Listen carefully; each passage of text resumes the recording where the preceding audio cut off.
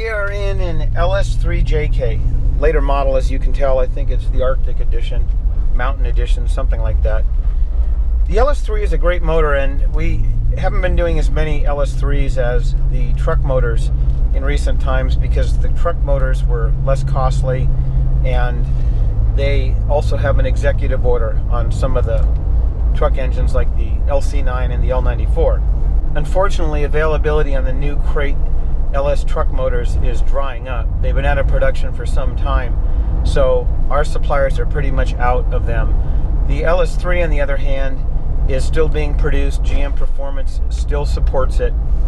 And you got to look at what's happening in the market right now, and that is the LTs are taking over, and the price on the LT1s has dropped and dropped and dropped, and the price on the LS3 has gone up and up and up, and it's just supply and demand. When the LS3 vehicles were in production, we used to pick them up at a good price, but now that they're out of production and only available through GM Performance, the cost has gone up accordingly. It's still a great motor, still got plenty of power, good drivability. You can see emerging onto the freeway here is a breeze. The LS3 was GM's LS Performance engine. It does not have variable valve timing or active fuel management. It ran higher compression, about 10.7 to 1, than the other LSs. Compared to the LT, that's actually quite low. GM did run lower compression ratios in the VVT motors, and the reason is when the cam phased, it would raise the cylinder pressure, so they had to run a lower static compression. That's why, take an LC9 with VVT, it's going to have less compression than in LH6 without VVT, which is virtually the identical engine, because the non-VVT motor can run that higher compression and not worry about advancing the cam and getting into spark knock. So it's somewhat of a trade-off, the VVT and the compression. What the LTs have done is they've raised the compression and then they went to continuously variable valve timing. So that kind of gives you the best of both worlds. Nonetheless, this LS3 is nothing to sneeze at. It still has well over 400 horsepower and can cruise up this parkway in 6th gear at 70 miles an hour without breaking a sweat. So it is miles ahead of anything V6. Now you put a supercharger on a V6 and you're going to be pushing the same or even more horsepower, but you're never going to get the drivability of this LS3. LS3 has excellent drivability, reliability, all the same virtues as the other LSs. Now that I have a lot of time in the 8 and the 10 speeds, I can say getting into the 6 speed, you can definitely feel the difference. Not that it feels bad, it feels great. It just feels different. Once you get used to the 10 speed especially, constantly keeping you at a constant RPM and having that instant throttle response, then you get back into a 6 speed, and even more exaggerated is the 4 speed. Yeah, I was driving a 4L65 the other day in a Comanche, and you really feel the legs of this motor, meaning it has to pull longer in each gear than if you had the high gear transmission. So a 6.2 liter engine with all this torque, it works out just fine. Now if you get a 5.3 or a smaller engine, it's going to upshift and downshift more with this 6 speed than the 6.2 liter will. Most of you know the LS3 based engines became the standard for performance for about a decade. From 2010 on, and even before that, the LS2s, the LS1s, they were put into hot rods and resto rods and pretty much everything. And the engines were tweaked, higher compression, board, stroke, intakes, camshafts, superchargers. But the basic LS3 engine was the icon of high performance for virtually a decade, until the LT came over. Now, if you're a Mopar guy, of course, the Hemi was your icon, and I've got both. I've got Hemis and I've got LSs. I'm a GM guy. I like the fact that they're easily tunable, parts are cheaper, they're lighter, they're all aluminum construction. All these modern engines are pretty much roller when you look at the lifters and the camshafts and all that for low friction. But the architecture of the LS3 just lent itself to performance. A 6-bolt cross-bolted main cap, skirted block.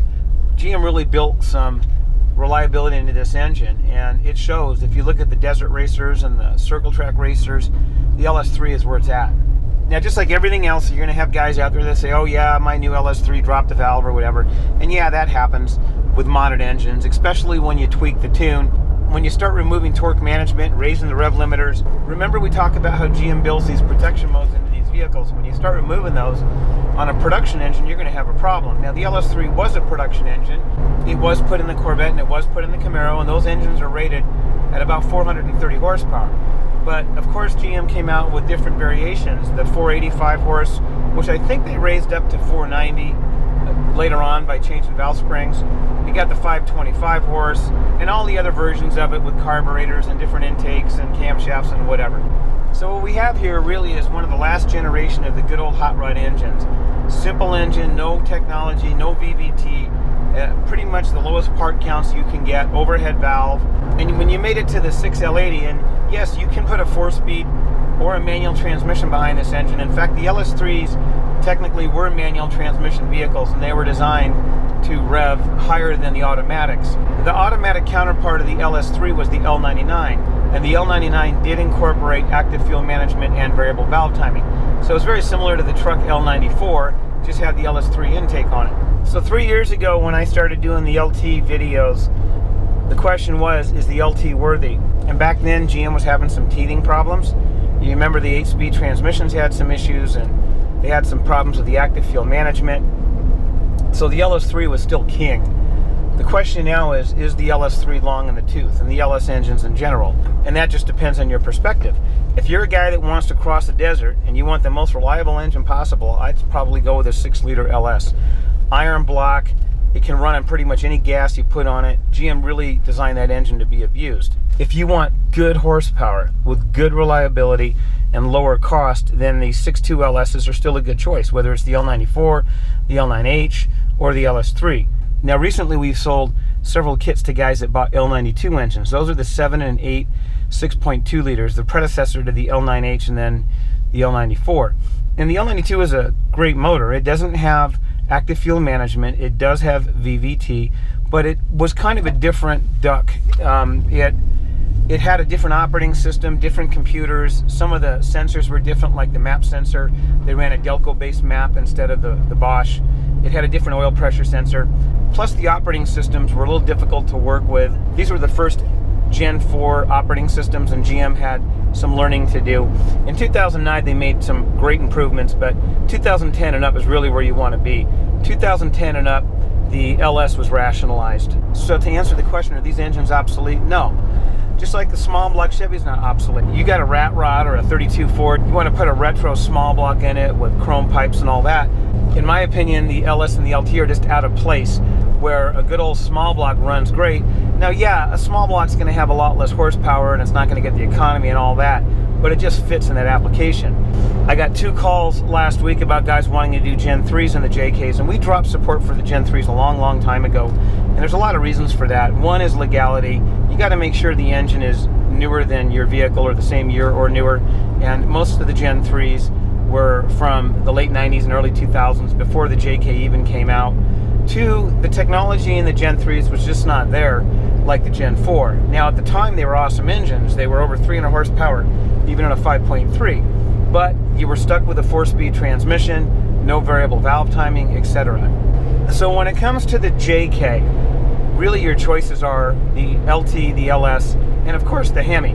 If you've watched the recent videos going around, I think you're going to find that the LT is starting to separate itself from the LS and the Hemi, and the LS and the Hemi are starting to become not dinosaurs, but let's just say old school. They don't have the technology that the LT has. They don't have direct injection, they don't have continuously variable valve timing, they don't have the high compression. So the LT is distancing itself from the older technology engines. But that, again, does not make these older technology engines obsolete, in my opinion.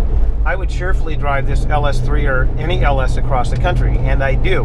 In fact, I drive sometimes 2,000 miles in a week, and I drive LSs and I drive LTs.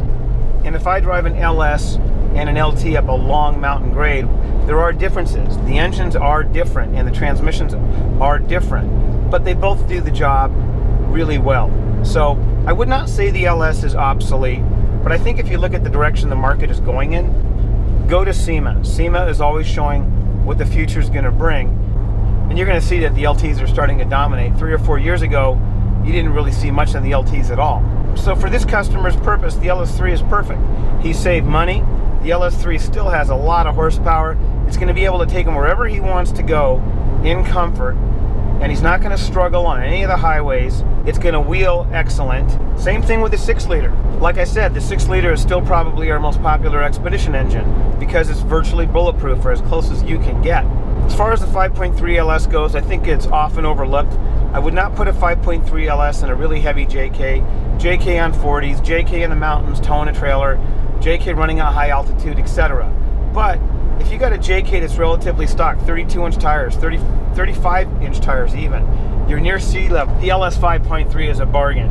You can pick them up all day long for a song, and they run excellent. They give you that V8 experience for less money than the other V8 options. In fact, I just drove an LS 5.3 LC9 to Park City and back to Vegas. It was a 1,000-mile trip, and I averaged 18 miles to the gallon. Now, I only had 30, I'm going to say 35, it might have been 34-inch tires. I didn't do anything aggressive. I just cruised at the speed limit, but I got well over 300 miles on a tank, probably closer to 4, and that little 5.3 never missed a beat, never overheated. It did an excellent job. And I remember years ago driving my personal Rubicon on that same road, and it was pure misery. The engine revving up, I couldn't hold the speed limit, the transmission upshifting and downshifting like a roller coaster. It was misery. Where that LS 5.3 was really a pleasure to drive. So everything has its place. Now you want to drop 30 grand plus and you want to buy the latest and greatest technology, I don't think you're going to beat the LT 10-speed. The LT 6.2 10-speed is just a phenomenal combination. The amount of power, and when I say power, I'm talking not just about horsepower, but torque. And the 10-speed transmission, the way it gets the power to the ground, is just a different driving experience. So what I think we have to say is, both combinations are great, they're just different in how they get the job done. And I heard the argument that the Hemis with the 8-speed and the new technology were not only caught up, but surpassed the LS for performance. And that may or may not be true. I'm not really sure. I'm still a GM guy, and I've driven the 8-speed Hemis, and I think they both do excellent. But the point is, it was a horse race. It was, these engines were competing with each other, where the LT just knocked it out of the park and went to a different level and left the LT and the Hemi to compete with each other. I do want to address this before the end of the video. A lot of guys are asking me about the LT and the JL, and y'all know that we've actually had our single module system in a JL with an LT for well over a year. And what it really comes down to, guys, is we're just so busy. The demand for these GM powertrains in the JK has just overwhelmed us. I think we've got something close to 40 vehicles in the shop right now, and we're booked up pretty much for the rest of the year. So getting the time to actually develop a new market has been tough. We actually do have the JL supported. I'm not going to say we have the JT supported just because we haven't actually done a physical install, but it shouldn't be much different than the JL. So we will be revisiting the JL hopefully by the end of the year. We do hope to start offering JL in-house builds by the end of the year, and then kits next year. We all heard the rumors about the Wrangler V8 Hemi coming out, and I think that's awesome. I think that's phenomenal if Jeep does offer it. I'm hearing the prices are going to be $65,000, maybe $70,000 plus for that vehicle. So that's going to be a pretty big nut to swallow for some of us. Obviously, they're going to run the 6.4 with the 8-speed, which is an excellent combination. I don't think it's up to the standard of the LT 10-speed, but again, it's just going to open up more options. If you want to buy a factory V8 JL, and if Jeep actually does release it, that's going to be available to you. But just like the JKs, there's going to be guys out there that go and buy a JL Sport or a JT Sport. You pick it up for 30 grand, 40 grand instead of the $70,000 of the V8 Hemi. You drop in an LT, and then again, we got another horse race.